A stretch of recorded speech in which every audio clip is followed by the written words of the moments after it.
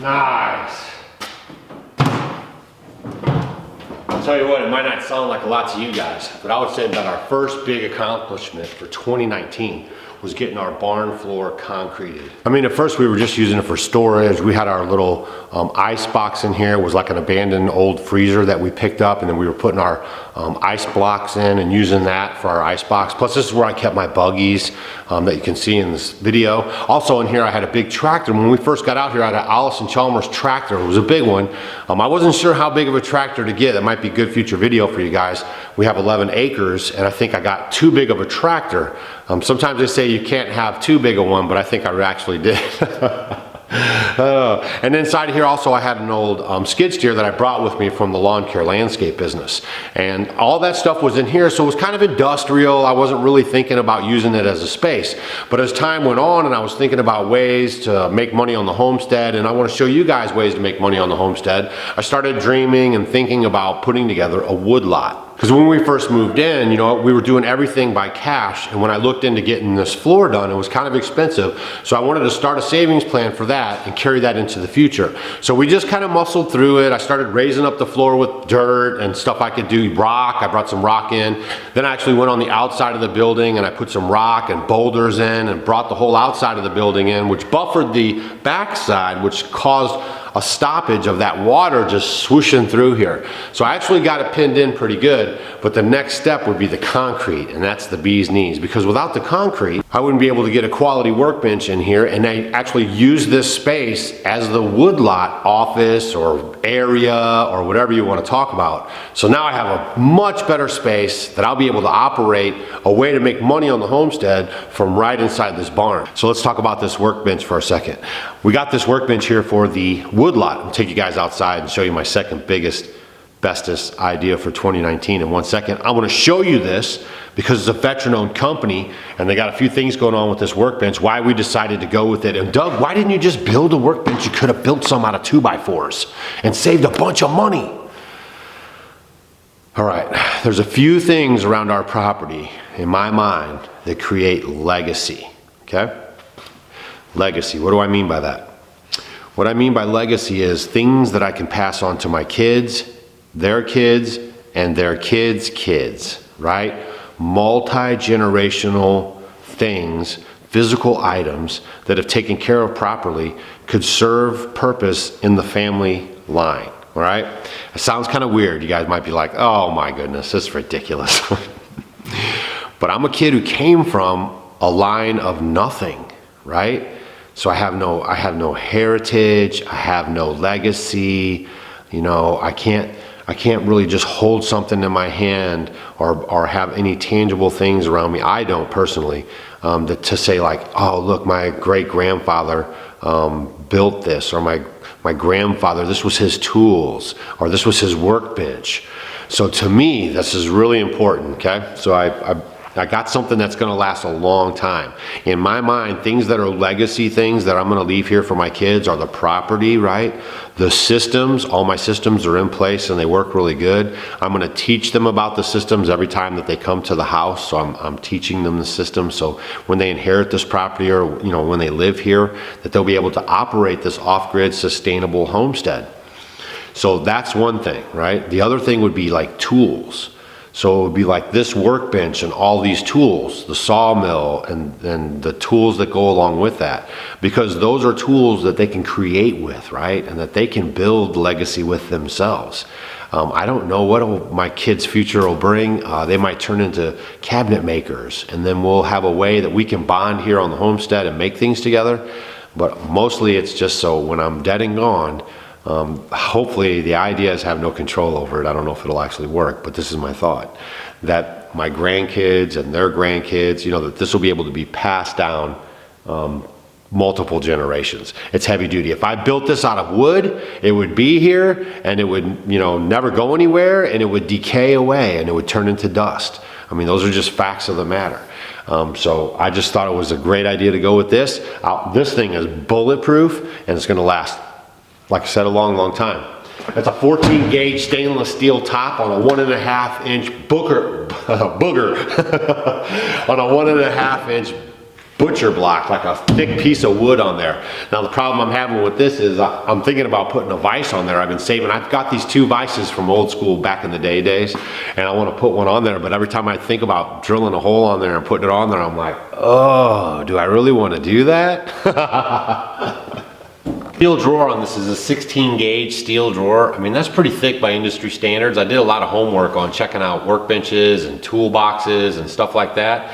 And that's a 14 gauge actual handle on there.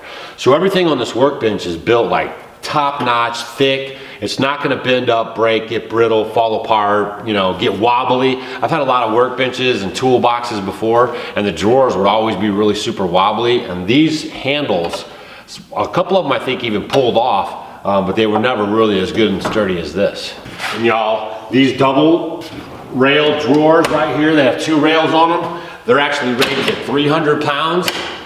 And a big like guy like me could actually stand in this drawer. I've tried this on some other benches, and the whole thing almost actually fell over. So when I saw this, I actually saw this on YouTube, and I was like, no. I'm like, I'm gonna get this thing, and when I get it, if I get it, after my homework pulls off, if I get this thing, I'm gonna stand in the drawer and see if it can hold me. Holy smokes, I mean, it's not moving, budging, or anything else, so that's pretty good right there. And on these smaller drawers, these are the bigger drawers, these are single railed, and they can hold quite a bit as well. And they have several different models, and the one that I went with had the 2 cabinet sides. I really like the cabinet sides. That way I can, they have adjustable shelves. I don't even have to put shelves in them. But I could put inside of here like our 5-gallon drums of sealer for the logs up front. When we pull in logs, we'll have to seal the ends. And just whatever I want to put in here, I just like the idea of having this cabinet space along with 18 drawers to put our tools. So Lou's the guy who owns this company. He started this, and he is a veteran. That's another reason why we wanted to work with Dragonfire on this workbench. Not only does it have, you know, mobile tool storage, but it's a great workbench that's gonna last generations, and being veteran owned is just icing on the cake for us. You guys know we're a military family, and we always try to support our veterans as much as we can. And so when we find them in the marketplace with products, you know, we want to make sure they're good products, but once we find out them and we vet the product, then we go forward and we want to support those veterans. So if you guys are out there shopping, we encourage you guys to do the same.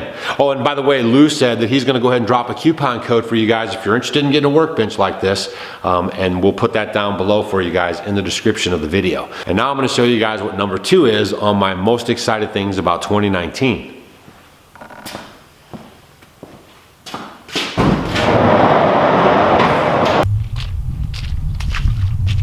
What a muddy mess. We got rid of that 7 inches of snow right into mud. And that would be, I think, starting the woodlot. Really super excited about getting the firing up the sawmill and getting this going.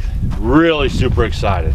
So definitely, I think, you know, even though we started the learning center, and that's almost complete, so stay tuned for that. We'll be hooking up the solar here in just a little bit. Waiting on a few of these connectors to show up, and then I'll be able to put it all together and show you guys this plug and play system that we found, and you guys are gonna love it. I've watched a lot of videos out there on solar power off grid on YouTube and all over the internet, and I think what we've stumbled across here, and we're working with the company, and I think when we show you guys how this all goes together, you're really gonna like it.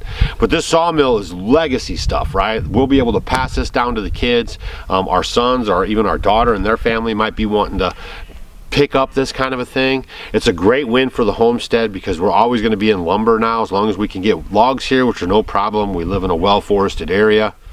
Not right here immediately around me. We have a lot of pasture, but there's a lot of trees around here. You guys always are asking that, and we do plant trees.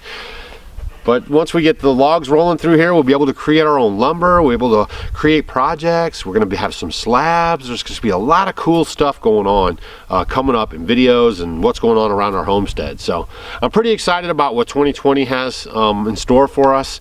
There's still some pretty exciting things that we're going to do around here. We're going to be setting up the learning center pretty soon, so we'll be able to have people here that want to learn this lifestyle and maybe, you know, get some hands-on experience with maybe some equipment like this, or how to do fermenting, or butcher a chicken, or just stuff that contains or pertains to the homesteading and off-grid lifestyle. We have a lot of information on our property that we've been able to put together in 9 years on systems that actually work, right? We're not just surviving off-grid, we're actually thriving. And I hope you guys can see that. So another big win for us was the sawmill. We'll be able to make money here on the homestead with the woodlot, not just necessarily the sawmill, but with the log splitter. We'll be able to sell firewood and just do a lot of things with wood here on the homestead. If you guys have looked into homesteads in the past, and that's a lot of our inspiration comes from the past for our homestead, is how did the pioneers, you know, make money? How did they get things done? How did they survive? How did they thrive? A lot of them came from the East and they had no education, no money, and basically they trudged their way through and they made it happen. And a lot of that had to do with determination and learning new skills and being flexible, which all these things we're trying to, you know, show you guys here on our homestead, so you guys can win when you decide to leave the rat race, or if you just decide to incorporate more homesteading life into the life you live right now. So stay tuned on the woodlot. We're going to get this thing really organized, and I'm going to walk you guys through our setup and how it's going to flow. I'm really excited about that. I just have to wait for this to dry up a little bit. The 7 inches of snow finally melted, and it is a hot mess out here. So thanks for hanging out with me today here on the homestead and checking out what I feel are 2 of our big advancements for 2019 that are going to carry us into 2020. If you guys got any questions, leave them down below. Otherwise, we'll see you guys tomorrow, and tomorrow we're going to talk with Terry. Terry's our friend who owns River Hills Harvest. He's the largest elderberry juice producer in the North America for sure, and maybe even the world.